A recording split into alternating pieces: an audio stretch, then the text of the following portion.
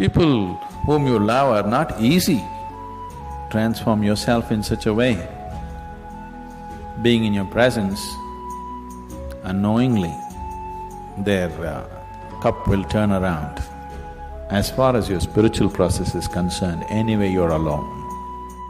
Namaskaram, Sadhguru. I'm in a relationship with a very bitter person who is not interested in spirituality. How can I handle my relationship without losing my way on the spiritual path? If your concern is your spiritual growth only, then if you have a demon for your partner, that's the best thing. But your partner, your husband, wife is not just about spiritual growth, you also want to have a pleasant life in the family. Then you have to choose someone whom you like, but any human being on the planet, there is something that you don't like about them. Isn't it so? So you use that part of it for your spiritual growth, and the rest of it you enjoy. Just as life. So if your intention is to have a good family, then some rapport is needed between two people, otherwise it won't work.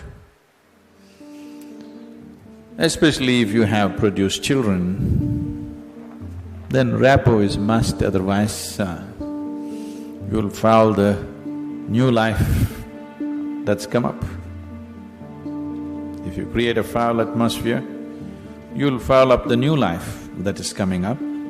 Nobody has any right to do that actually, but people are doing it. But no human being has any right. You can mess yourself up as much as you want, that's up to you. But you can't mess up a fresh life that's just coming up. So, if you're looking for good life, family life, then one has to find rapport. And that rapport means some areas of commonality at least. But if you're looking for spiritual life, it doesn't matter what kind of person he is, you can use everything for your growth. Everything for your growth, if that's all your focus is. But generally your focus is both ways, you want to have a little bit of that and a little bit of this. So mixed fare.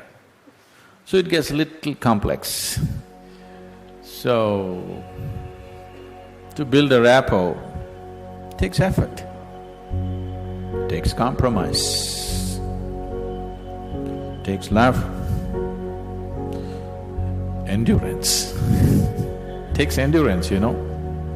Somebody is constantly like this, you want to build rapport with that person, but you don't want to go his way. That takes lots of endurance. Yes or no? People whom you love are not easy. So what can you do? One thing is to transform yourself in such a way. Being in your presence, unknowingly, their cup will turn around. Just yesterday, you know, the other day I just went out in the rain, I went out and it started raining and I was carrying both my India phones because I was expecting some calls and I mean, one is India, one is Europe, one is America, 3 phones I had.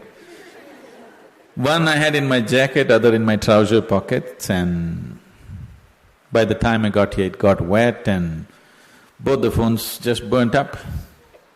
Then people around me were telling me, Sadhguru, why carry 2 phones? Now we can have 2 SIM cards in one phone. If you hold it like this, you can speak on the India SIM card. If you turn it around, it just shifts into the other SIM card. You don't have to switch anything, just this way it handles one SIM card. If you turn it around, it handles another SIM card. You have to become like this. I was very suspicious of this phone, I didn't get it, but but you must become like this. If you wish to take people who are around you with you, if you want to walk alone, it's very easy. If you want to take people with you, then it takes a considerable amount of effort. When Gautama was asked this question, is it better to walk alone on the path or with a companion?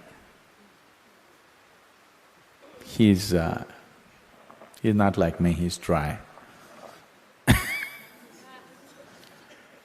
He said, it's better to walk alone than to walk with a fool. He's not saying don't walk with anybody, he's not saying don't have companions, but he said it's better to walk alone than walk with a fool. Because they can drain you, they can take such a lot of energy and time, and you don't know, they may be stronger than you and they may take you their way than you taking them your way. There's every possibility, yes? So, I won't say what Gautama said. All I am saying is,